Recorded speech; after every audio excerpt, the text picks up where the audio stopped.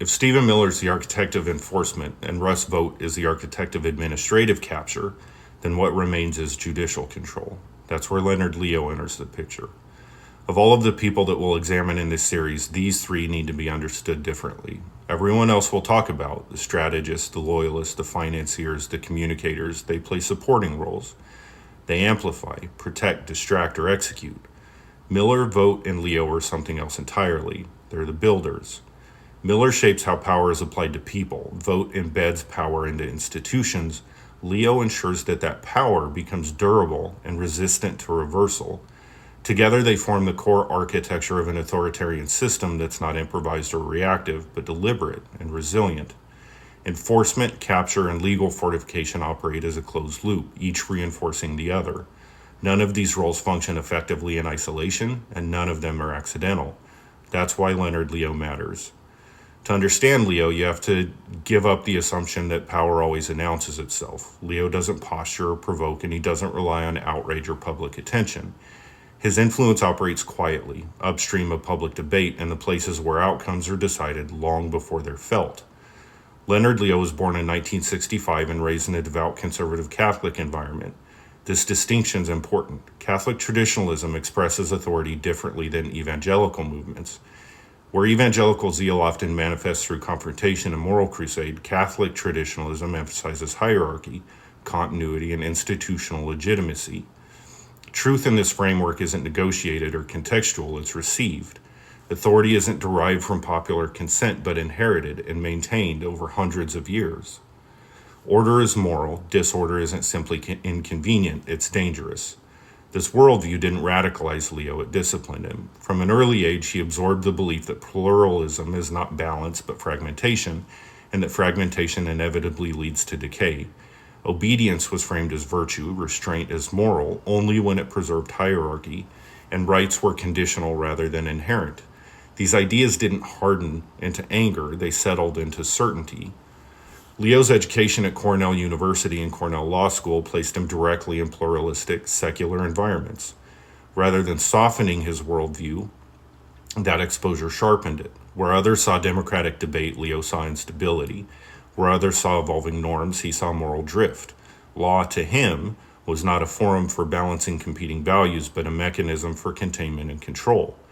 Early in his career, Leo recognized something most political actors overlook. Elections are temporary, legislation is reversible, but courts are not. Judicial interpretation does more than resolve disputes, it defines the boundaries of what's possible for decades. Control the judiciary, and you no longer need to win every political battle. You only need to ensure that opposition can't fully recover. That insight shaped everything that followed. Through his leadership within the Federalist Society, Leo didn't build a movement in the conventional sense. He built infrastructure, a pipeline for identifying jurists early, shaping their worldview, advancing their careers, and insulating them from scrutiny. The organization became a vetting mechanism, a loyalty filter, and a reputational shield. Judges weren't selected for independence or intellectual novelty, they were selected for reliability, especially under pressure. Leo understood that moments of crisis, not calm, reveal whether a system bends or holds. His focus was not brilliance, but predictability. When Trump entered office, Leonard Leo didn't adapt on the fly. He executed a plan that had been forming for decades. Vacancies opened, norms collapsed, and speed replaced deliberation.